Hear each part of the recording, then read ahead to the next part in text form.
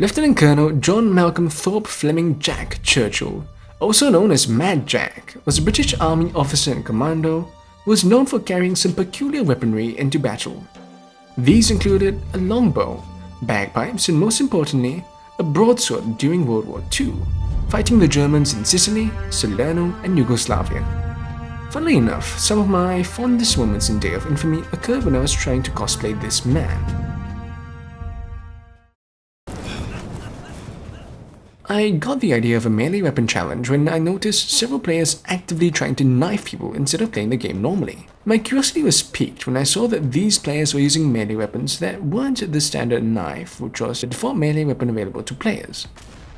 After doing some quick digging, I found out that you could unlock some very special melee weapons for all three factions in the game by scoring melee kills against enemies. Specifically, the unlockable weapons were split into tiers.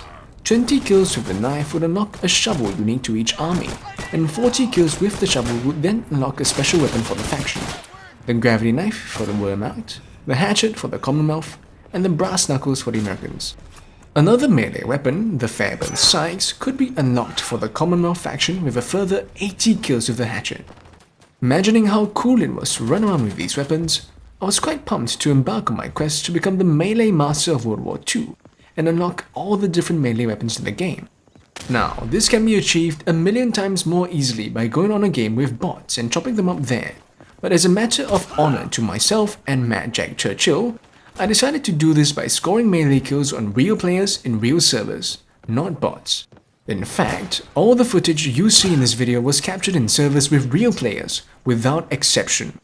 I was confident in my abilities, but as an insurgency veteran, I was fully aware of the almost impossible scope of my task. You die so extremely quickly in both Day of Infamy and Insurgency that to rush the enemy with a melee weapon would be absolutely suicide. This isn't Team Fortress 2 or Overwatch or even Call of Duty where meleeing a person up close is a viable strategy. No, the only way for me to even consider getting a melee kill was to approach an unsuspecting enemy from behind and then give him some love. What makes it even worse is that it takes 2 hits from the front to kill an enemy, and in Day of Infamy, they don't swing fast at all. The first few times I went in blind with nothing but my knife. The result was generally what you'd expect it to be, but I did manage to carve out a rough idea of the strategy I had to employ. Basically, I had to sneak my way through an unguarded flank to get behind the enemy, and from there, I could either go hunting or wait in a hiding spot for enemies to pass by before murdering them. It is for this reason that I much preferred to play defense, since I found it was much easier to slip through the front lines by taking the routes which were being guarded by my friends. On offense, it was much harder to get behind the enemies since it was their job to cover all the different flanks to the point. However, this didn't mean that I didn't try to get melee kills on offense. I still tried whenever I could. The main problem with this approach, of course, is that it's much easier said than done. My strategy was like a house made out of sand. Give it a poke in any of its vulnerable locations and it would all come crumbling down in a matter of seconds. Most of these pokes came in the form of getting spotted by enemies as I tried to flank, and by the time I got to see the enemy's appetizing back, there was still the problem of them turning around to greet me. Nevertheless, I still bore some semblance of hope within me that this was possible since, number 1, guns are generally not as good in Day of Infamy than in Insurgency, meaning that I die slower in Day of Infamy despite the fact that there's no armor in the game. And number 2, some enemies are armed with bolt-action rifles, meaning that if they miss their first shot, I still had a chance to hopefully murder them. I quickly realized that sticking around in the combat zones was not an option since I could get found really easily, and hiding spots were few and far between. So, clutching my balls, I knew I had to do what all my instincts told me not to do, and head into the restricted areas of the map. Those of you who have played either Day of Infamy or Insurgency should be familiar with them. Restricted areas are basically out-of-bound locations beyond the capture point and closer to the enemy spawn, and being in them would obscure your vision and prevent you from attacking. But unlike in, say, a battlefield, you can stay in them indefinitely without getting killed by the game. In the restricted areas, it was easy to bypass enemies since they never check for you, and sometimes I would often go all the way to the opposing team's spawn, and wait for a wave of enemies to respawn before going hunting.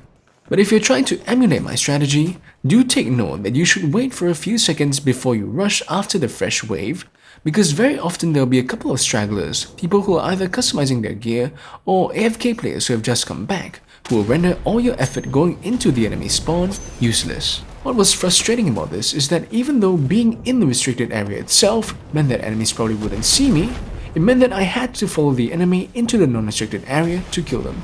A lot of times, I will be sitting right next to an enemy in a spawn, hoping that he will either run into the non-restricted zone or at least look away so that I can run to his friends and put my knife in their backs.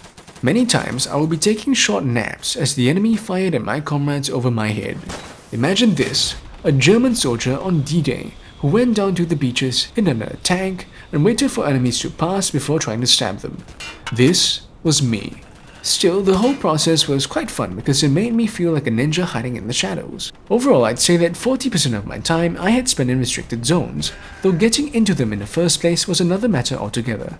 Very soon, I developed strategies and favorite routes in certain maps, my favorite being the D-Day for Day of Infamy, Crete.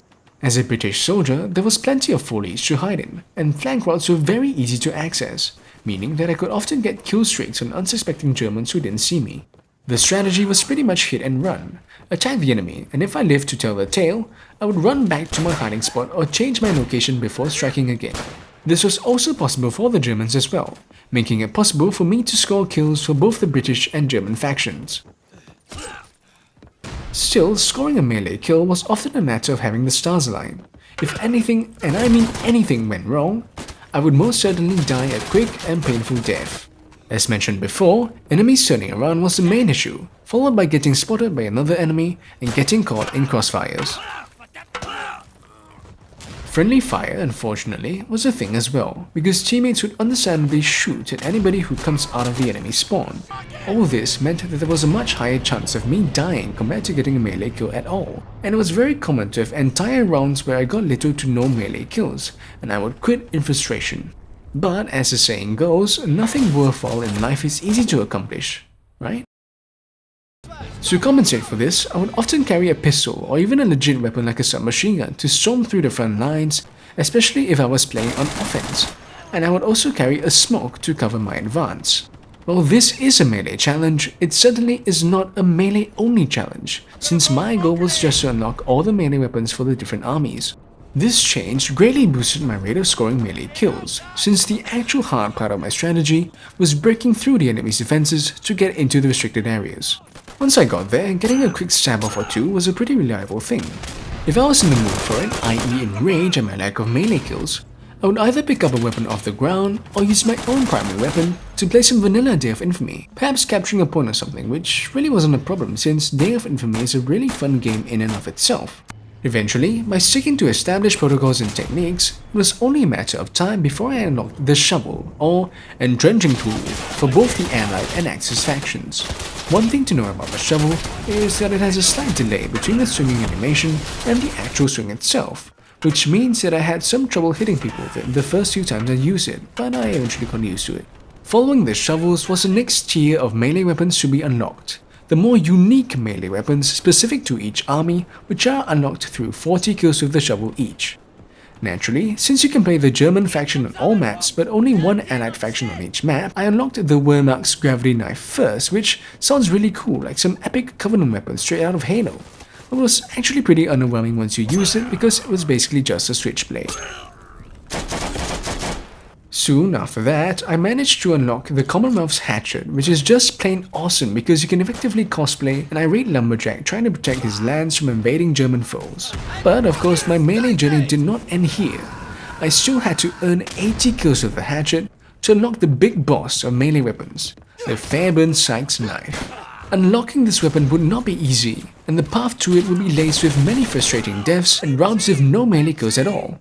But through stupid levels of determination and ignoring that cruel little worm in the back of my head telling me that I could have used all this time for much more productive purposes, I managed to get 80 kills with the Hatchet to unlock the Fairbairn Sykes, a real-life melee weapon used by the British commandos and SAS operatives in covert assaults. Now it sounds badass, but like the gravity knife, it was terribly disappointing to fight with since it was so small that I could barely see it on my screen. But was it worth all that blood and sweat and tears? Yes. But there remained a task which was even more arduous than unlocking the Fairbairn Sykes knife. Now, the more inquisitive and skeptical amongst you would have been questioning the distinct lack of mention of the American faction in my quest to unlock all the melee weapons in DOI. There is good reason for this. Scoring melee kills as an American is one of the hardest things to do in the game. Much, much harder than getting melee kills with the Commonwealth or German factions. This is because the American faction is mostly on the attacking side on most of the maps that I frequently played, and the maps that do feature the Americans as defenders like Bastogne are generally unfavorable for getting melee kills because of the geography of the restricted areas. What scant melee kills I got as an American were mostly on Dog Red when somehow I managed to slip through the German defenses and rush straight to the German spawn or hide in a bush and hopefully assassinate some of them as they ran past me. Yet this rarely worked, and more often what would happen was this. After all, surviving D-Day was hard. Surviving it running around with only a knife out was even harder. After a painful period of failing to get any melee kills at all, I gradually lost motivation and drive in my quest. I realized that I actually had better things to do, and the whole idea just sort of petered out. The worm in my head had finally burrowed to the core of my brain, and had laid its dastardly eggs in it. So a few months passed, and I would play a Day of Infamy sporadically, but I never attempted to knife anyone. But then, I saw an opportunity.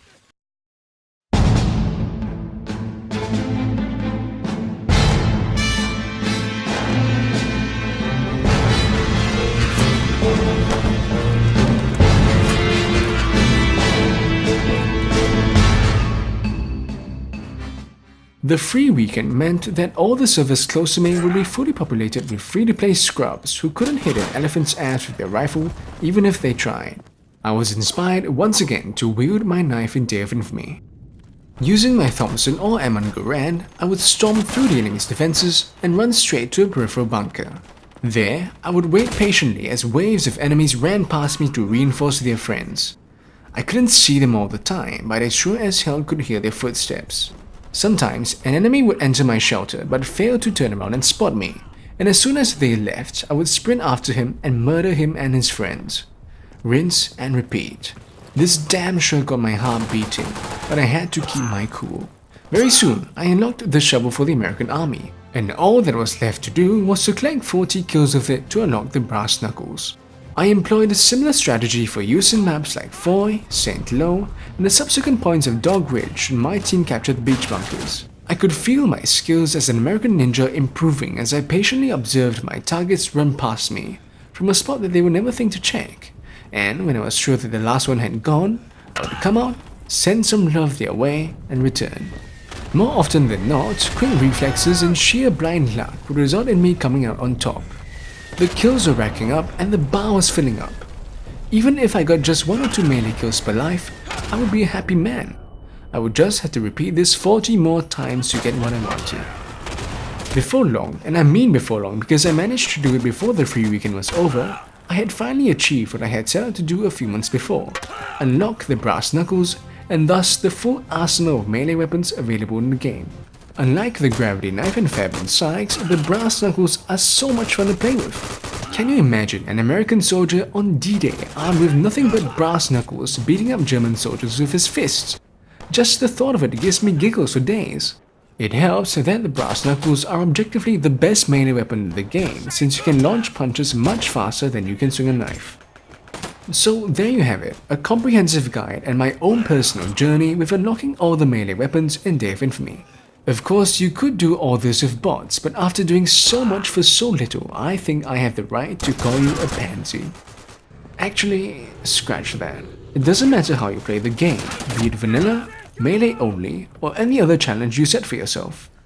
As long as you're enjoying yourself, that's all that matters. You pansy. Alright, command reports, we just secured Charlie! Hit him with there!